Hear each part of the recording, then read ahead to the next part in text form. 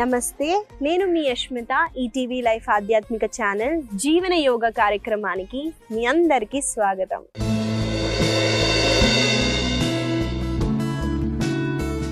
ఎలా ఉన్నారండి మీరంతా? నేనైతే చాలా బాగున్నానండి. మీరందరూ కూడా బాగుంటారు, ఎందుకంటే మీరు జీవన యోగాని అలవాటు చేసుకున్నారు కాబట్టి. ఇవాళ మన సాధనలో ముందుగా ప్రాణశక్తిని మనము ఎన్హాన్స్ చేసి తర్వాత ఆసన సాధనాలోకి అయితే వెళ్దాము. మనము ఒక ప్రాణాయామతో మొదలు పెడదామండి. భస్త్రిక ప్రాణాయామ. ఈ ప్రాణాయామ ఎలా చేయాలో చూపిస్తాను. ముందుగా 2 కాళ్ళని స్ట్రెచ్ చేస్తూ కాళ్ళని ఫోల్డ్ చేస్తూ వజ్రాసనాలో కూర్చోండి. కష్టంగా ఉందా అండి? మోకాళ్ళ నొప్పులు ఉంటే అవాయిడ్ చేయండి ఈ పొజిషన్లో కూర్చోవటం, లేదా ప్రతి ఒక్కరూ ఇలా మీరు అలవాటు చేసుకోండి. ఇలా కూర్చోవటం వల్ల కాళ్ళు ఫ్లెక్సిబుల్ అవుతాయండి. బ్లడ్ సర్క్యులేషన్ని మనం కొంచెం సేపు ఆపి ఫ్రెష్ బ్లడ్ని పంపిస్తాం కాబట్టి కాళ్ళలో ప్రాణశక్తి కూడా ఎక్కువగా కిందికి వెళ్తుంది.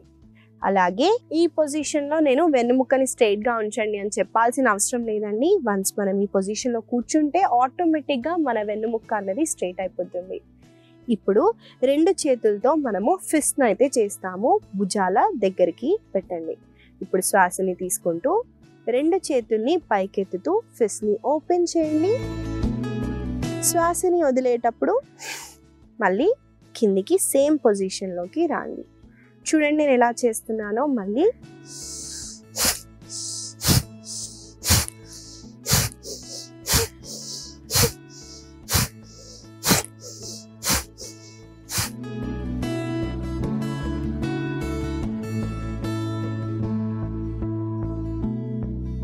చూసారు కదండి నేను ఎలా చేశానో చూపించాను. ముఖ్యంగా ఇది కపాలభాతి ప్రాణాయామలో మనము శ్వాసని వదిలేటప్పుడు మాత్రమే మనము అవేర్గా ఉంటాము. కానీ భస్త్రికలో శ్వాసని తీసుకుంటున్నప్పుడు కూడా అంటే ఇక్కడ శ్వాసని తీసుకోవటం వదలటం 2 ఫోర్సబుల్గానే ఉండాలండి. ఇలా చేయటం వల్లే మనకి ఎక్కువగా ఈ ప్రాణాయామ వల్ల కలిగే లాభాలు అయితే ఉంటాయి. హార్ట్ డిసీజెస్ ఉన్నా, హై బ్లడ్ ప్రెషర్ ఉన్నా కూడా మీరు స్లోగా ఈ ప్రాణాయామాన్ని చేయొచ్చు, ఏం పర్లేదు. లేదా మీరు ఫాస్ట్ పేస్లో కూడా చేయండి. ఈ ప్రాణాయామ చేయటం వల్ల ముఖ్యంగా మ్యూకస్, కఫదోషం ఎక్కువగా ఉన్న వాళ్ళకి ఎక్కువగా మ్యూకస్ అన్నది, సైనస్ ఇష్యూస్ ఉన్నా, మైగ్రేన్ ఇష్యూస్ ఉన్నా అలాంటి వాళ్ళు తప్పకుండా మీరు ప్రతిరోజు ఈ ప్రాణాయామాన్ని చేయటం అలవాటు చేసుకోండి. ఈ వాటిని మనము రివర్స్ చేయొచ్చు. ఈ ప్రాణాయామాన్ని 20-20-20 అలా కొన్నిసార్లు అయితే చేద్దాము. గ్యాప్ తీసుకున్నప్పుడు లోపల ఏం జరుగుతుందో హీట్ని మీరు ఫీల్ అవ్వటానికి ట్రై చేయండి. దీన్ని హీటింగ్ ప్రాణాయామ కూడా అనొచ్చు. కాబట్టి వాతావరణం అనుకూలంగా ఉంటే పొద్దున ఈ ప్రాణాయామాన్ని చేయండి.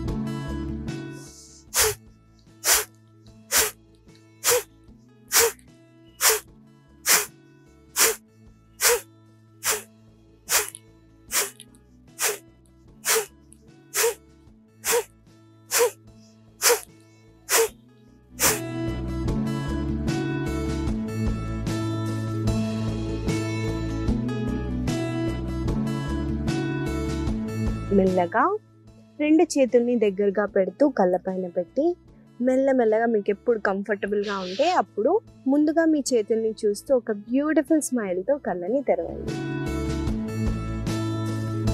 మెల్లగా కాళ్ళని కూడా రిలాక్స్ చేయొచ్చు. ఇదండి భస్త్రిక ప్రాణాయామ. ఈ ప్రాణాయామ చేసేటప్పుడు మీరు అబ్జర్వ్ చేసే ఉంటారు, హీట్ ఎక్కువగా ప్రొడ్యూస్ అవుతుంది. అలాంటప్పుడు లేజీనెస్, లెథార్జీగా ఉన్న వాళ్ళు ఎక్కువగా ఇది చేసినా కూడా మీ ఎనర్జీ లెవెల్స్ మీరే అబ్జర్వ్ చేయొచ్చండి. చాలా ఎనర్జెటిక్గా అయితే ఉంటారు. ఆ ఎనర్జెటిక్ ఓన్లీ ఒక సమయం వరకే ఉండదండి, త్రూ అవుట్ డే మొత్తం క్యారీ చేస్తాం. కాబట్టి దాన్ని అబ్జర్వ్ చేస్తూ మీ సాధనాన్ని చేయండి.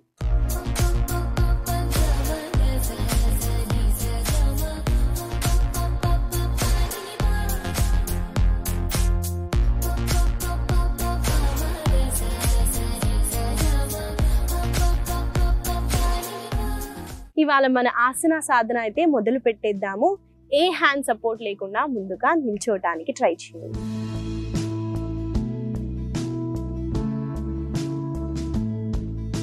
ఇవాళ మన ఆసన సాధనలో మొదటిగా చేయబోయే ఆసన పేరు మాలాసన. ఈ ఆసనలో మనము బ్యాలెన్స్ చేస్తూ ఫోకస్ కాన్సన్ట్రేషన్ ఎలా పెంచుకోవాలో కూడా చూపిస్తానండి.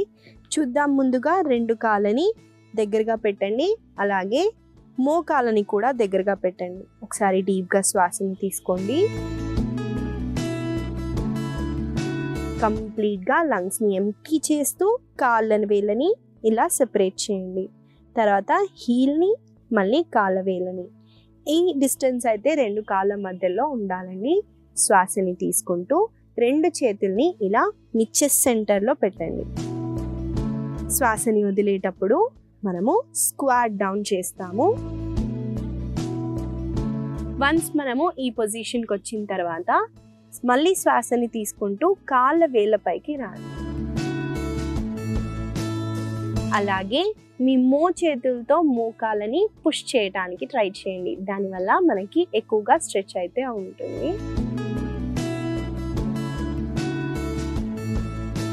మళ్ళీ మెల్లగా మీరు రిలాక్స్ అవ్వచ్చు. చూసారు కదండి, ఆసన ఎలా చేయాలో చూపించాను. మనము మాలాసన చేయటం వల్ల ఎలిమినేషన్ ప్రాసెస్ అయితే చాలా బాగా అవుతుంది. కాబట్టి మనము పాతకాలంలో ఎక్కువగా వాష్రూమ్స్ అయితే ఈ పొజిషన్లో ఈ స్క్వాట్ చేస్తూ ఈ పొజిషన్లో అయితే కూర్చునేవాళ్ళు.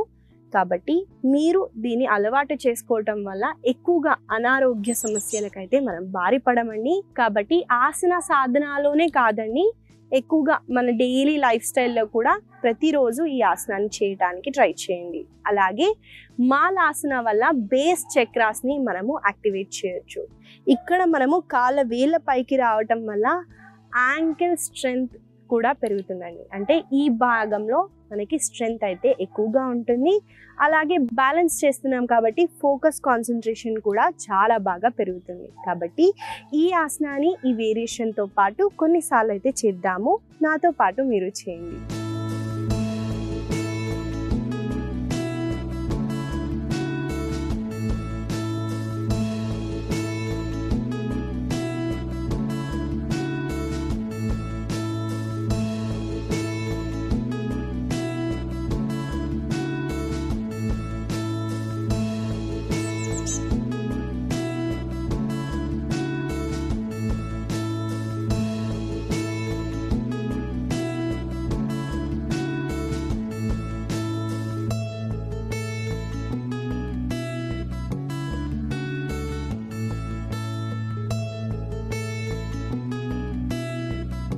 మెల్లగా 2 చేతుల్ని ముందుగా కింద పెడుతూ కాళ్ళని ఒకటి తర్వాత ఇంకో దాన్ని స్ట్రెచ్ చేయడానికి ట్రై చేయండి.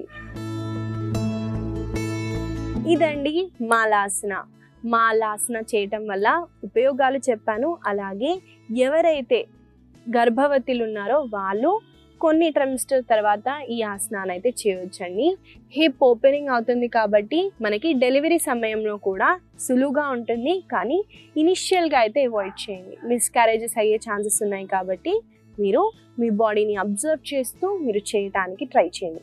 లేదా ప్రీనేటల్ యోగా ఎవరైతే నేర్పిస్తారో మీ హెల్త్ కండిషన్స్ బట్టి వాళ్ళ దగ్గరికి వెళ్ళైనా మీరు ప్రాక్టీస్ చేయొచ్చు. మనము తర్వాత చేయబోయే ఆసన పేరు ఉపవిష్ట కోణాసన. ఈ ఆసన చేయటానికి మనము 2 లెగ్స్ని స్ట్రెచ్ చేస్తామండి. చూడండి నేను ఎలా చేస్తున్నాను. ముందు ఇలా లెగ్స్ని ముందుకి స్ట్రెచ్ చేస్తాము. తర్వాత కుడి కాలని కుడి వైపున, ఎడమ కాలని ఎడమ వైపున ఎంతైతే అంత మనము డిస్టెన్స్ని క్రియేట్ చేస్తూ ఈ పొజిషన్లో అయితే కూర్చుంటామండి. శ్వాసని తీసుకుంటూ మనము 2 చేతుల్ని పైకెత్తండి. శ్వాసని వదిలేటప్పుడు ముందుకి చూస్తూ బెండ్ ఫార్వర్డ్ అవ్వండి. మళ్ళీ శ్వాసని తీసుకుంటూ పైకి రేజ్ అవుతాము. చూసారు కదండి, ఉపవిష్ట కోణాసన ఎలా చేయాలో చూపించాను. ఈ ఆసన చేయటం వల్ల మనకి ఎక్కువగా ఈ భాగంలో ఎక్కువగా స్ట్రెచ్ అవుతుందండి. కాబట్టి మీరు అబ్జర్వ్ చేయడానికి ట్రై చేయండి. అలాగే ముందుకి బెండ్ అయ్యేటప్పుడు బ్యాక్ మజిల్స్ పైన అలాగే ఈ భాగంలో ఎక్కువగా స్ట్రెచ్ ఉంటుంది. హెడ్ని డౌన్ చేసేటప్పుడు మన మైండ్ కూడా చాలా కామ్ డౌన్ అవుతుంది. ఇక్కడ మనకి బ్రీదింగ్ టెక్నిక్ని అయితే గుర్తుపెట్టుకోవాలి. శ్వాసని తీసుకుంటున్నప్పుడు మనము పైనే ఉంటాము, భూమికి అంటే గ్రావిటీకి దగ్గరగా వెళ్తున్నప్పుడు శ్వాసని వదలండి. ఈ చిన్న టెక్నిక్ని గుర్తుపెట్టుకోండి. ఆసనాల్లో ఎక్కడ శ్వాసని తీసుకోవాలి, ఎక్కడ శ్వాసని వదలాలి అన్నది ఈజీగా గుర్తుపెట్టుకోవచ్చు. మనము శ్వాసని ఎప్పుడు తీసుకోవాలి, ఎప్పుడు వదలాలి అన్నది ఆసనాస్లో చాలా ఈజీగా గుర్తుపెట్టుకోవచ్చు. ఈ టెక్నిక్ని మీరు ఫాలో అవ్వండి. మనము కలిసి కొన్నిసార్లు అప్ అండ్ డౌన్ మూమెంట్స్ అయితే చేద్దాము. తర్వాత కొన్ని క్షణాలు 2 కాళ్ళని బొటన వేలు ఉంటాయి కదండి, దాన్ని హోల్డ్ చేస్తూ కింద ఆ పొజిషన్లో హోల్డ్ చేద్దాము. నాతో పాటు మీరు చేయండి.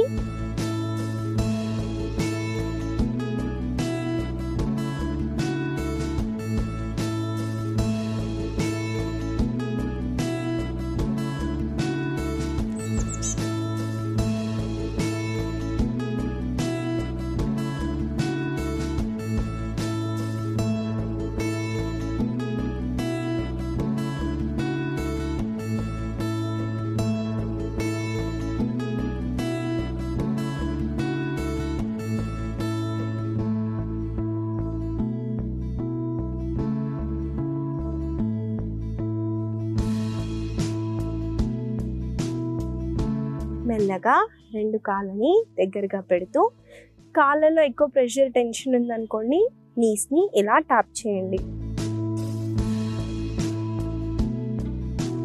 ఇప్పుడు మెల్లగా 2 కాళ్ళని ఫోల్డ్ చేస్తూ సుఖాసనాలో కూర్చోవచ్చు. మనము ఉపవిష్ట కోణాసన చేశామండి.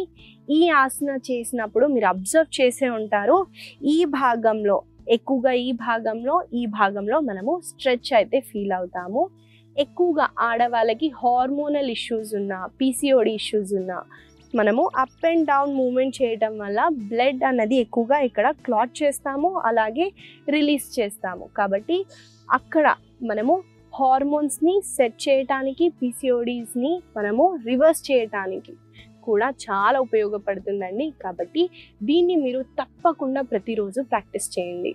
మనము తర్వాత చేయబోయే ఆసన పేరు ఉష్ట్రాసన. ఈ ఆసన ఎలా చేయాలో చూపిస్తానండి. ముందుగా చూసేద్దాము.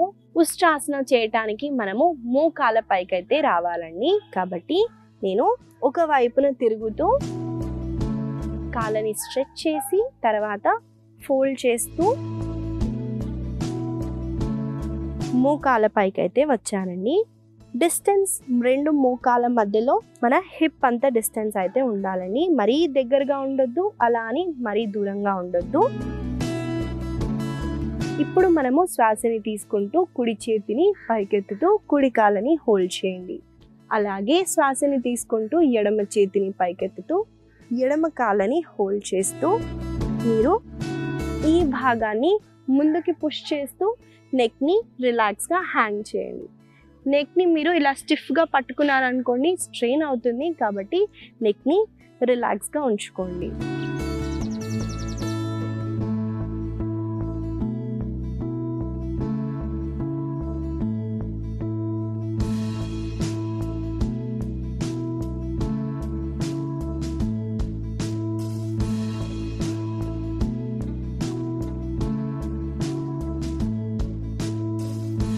వెంటనే శిశు ఆసనాలో రెస్ట్ చేయడం చాలా ఇంపార్టెంట్ అండి. దీన్ని కౌంటర్ పోజ్ కూడా మీరు అనుకోవచ్చు. ఎందుకంటే ఎక్కువగా బ్యాక్ బెండింగ్ చేసాం కాబట్టి వెంటనే కొంచెం ఫార్వర్డ్ బెండింగ్ చేస్తూ స్పైన్ని రిలాక్స్గా చేయండి.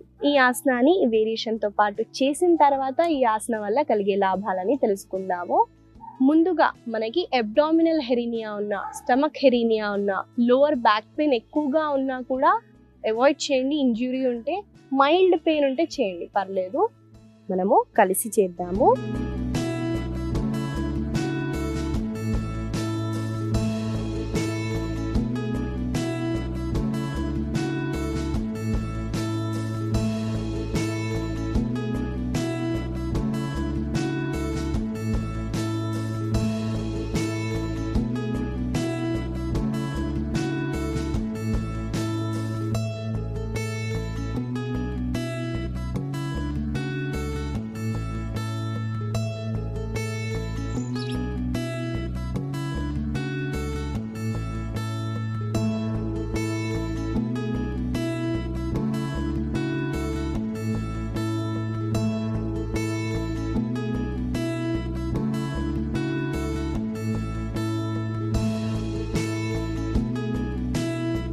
మెల్లగా శ్వాసని తీసుకుంటూ వజ్రాసనాలో కూర్చోవచ్చు లేదా సుఖాసనాలో కూర్చోండి.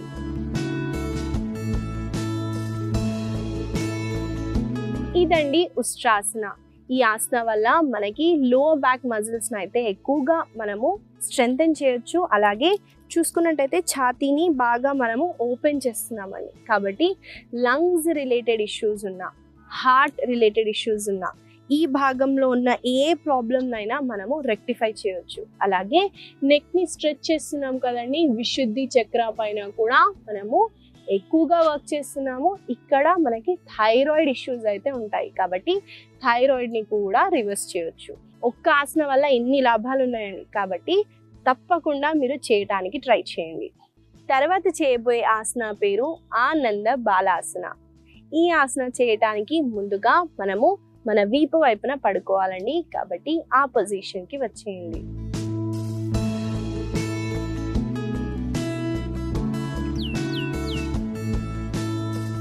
ముందుగా మనము ఈ పొజిషన్లో ఉంటాము. శ్వాసని తీసుకుంటూ 2 కాళ్ళని ముందుగా పైకెత్తండి. తర్వాత 2 కాళ్ళని సెపరేట్ చేస్తూ మోకాళ్ళని కింద ఆనించేలాగా అరికాళ్ళని చేతులతో హోల్డ్ చేయండి. అలాగే శ్వాసని వదిలేటప్పుడు ఎంత అయితే అంత కిందికి పుష్ చేయడానికి ట్రై చేయండి. వన్స్ మనం ఈ పొజిషన్లో ఉన్న తర్వాత చూడండి, ముందుగా కుడి వైపున టర్న్ అవ్వండి, తర్వాత ఎడమ వైపున టర్న్ అవ్వండి.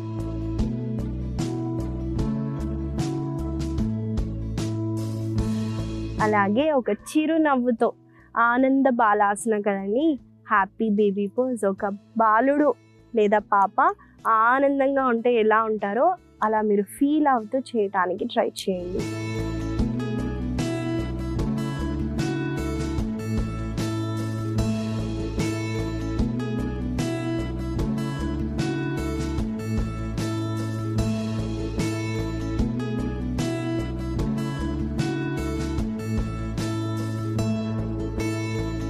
మెల్లగా ముందుగా 2 కాళ్ళని స్ట్రెచ్ చేస్తూ కాళ్ళని రిలాక్స్ చేయండి.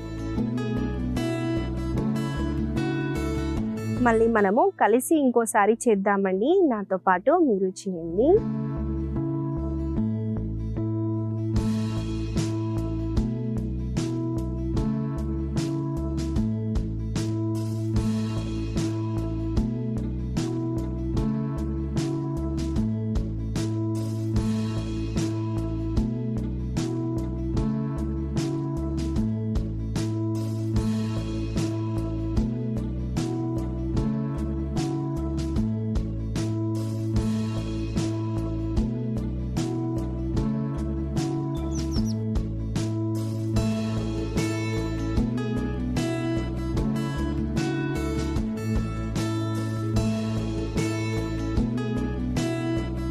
మెల్లగా మనము శవాసనాలు రెస్ట్ చేస్తూ మన బాడీలో ఏం జరుగుతుందో అబ్జర్వ్ చేయడానికి ట్రై చేద్దాము.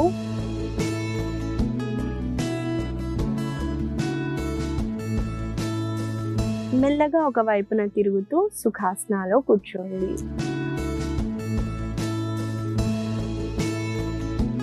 ఇదండి ఆనంద బాలాసన.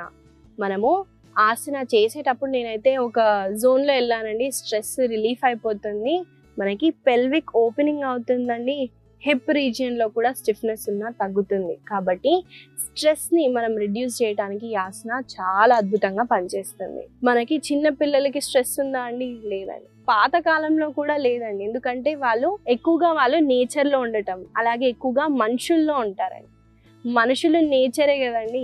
కాబట్టి ఎక్కువ సమయం వాళ్ళు మనుషులతో, వాళ్ళకి దగ్గరగా ఉన్న వాళ్ళతో, నేచర్తో ఎక్కువగా టైం స్పెండ్ చేసేవాళ్ళు. కాబట్టి వాళ్ళకి స్ట్రెస్ ఇలాంటివి ఏమీ తెలియదండి. మనకు కదా ఇప్పుడు యాంగ్జైటీ, ఇన్సోమ్నియా, స్ట్రెస్ ఇలాంటి కొత్త కొత్త పేర్లు, దానికి కొత్త కొత్త ట్రీట్మెంట్లు. కాబట్టి ఈ పురాతన కాలమైన యోగాని మనం చేసిన చిన్న పిల్లలలాగా మనకు కూడా స్ట్రెస్ ఉండదండి, వాళ్ళకి ఉండనట్టే. ఇప్పుడిప్పుడు చాలా మంది యోగాని కన్సిడర్ చేసి యోగా చేస్తే ఇలా అవుతుంది అని నమ్ముతున్నారు. కాబట్టి మనము కూడా దీన్ని మన పిల్లలకి, అలాగే మన పిల్లల పిల్లలకు కూడా స్ప్రెడ్ చేస్తూ మనము ఆరోగ్యంగా ఉంటూ వాళ్ళని కూడా మనము ఆరోగ్యంగా ఉంచవచ్చు. ఇవండి ఇవాళ మన ఆసనాలు. మనము ముఖ్యంగా మనం కొన్ని బ్యాలెన్సింగ్ ఆసనాలు అలాగే స్ట్రెస్ రిలీఫింగ్కి కూడా ఆసనాలని చేశాము. వీటిని గుర్తుపెట్టుకుంటూ రోజు పొద్దున సాయంత్రం వేళల్లో తప్పకుండా మీరు ప్రాక్టీస్ చేయండి.